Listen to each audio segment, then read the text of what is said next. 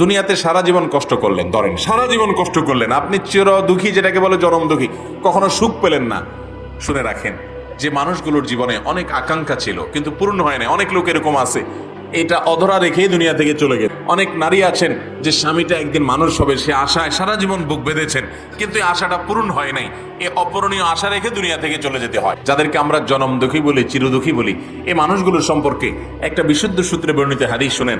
নবী করিম সাল্লাল্লাহু আলাইহি সাল্লাম বলেছেন, কিয়ামতে আল্লাহ রাব্বুল আলামিন এই শ্রেণীর মানুষগুলোকে ফেরেশতাদেরকে দিয়ে বিশেষভাবে গার্ড অফ অনার দেওয়া হবে, যে তোমরা জীবনে যে স্যাক্রিফাইস করেছো, তোমার যে অর্জন করার স্বপ্ন সারা জীবন বুকে লালন করেছো কিন্তু হয় নাই, কষ্টটা নিয়ে দুনিয়া থেকে চলে আসছো, এই কষ্ট নিয়ে আসছো যে, সেজন্য আল্লাহ রাব্বুল আলামিনের পক্ষ থেকে জান্নাতে আজ সর্বোচ্চ সম্মাননা গার্ড অফ অনার তোমাদেরকে দেওয়া হবে, বিশেষ সম্মাননা তোমাদের জন্য পেশ করা হবে।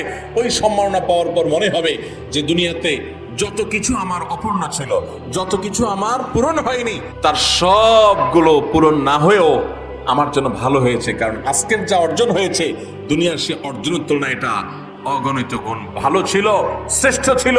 অতএব এটা আমার চাইতে দুনিয়ার সে অর্জনের চাইতে ভালো। ভাইরা আমার, অতএব যারা অনেক বেশি কষ্ট করেন দুনিয়াতে, অনেক ব্যথা বেদনা বুকে লালন করে বেড়ান, আপনাদের জন্য আমাদের জন্য এই হাদিস সান্ত্বনা।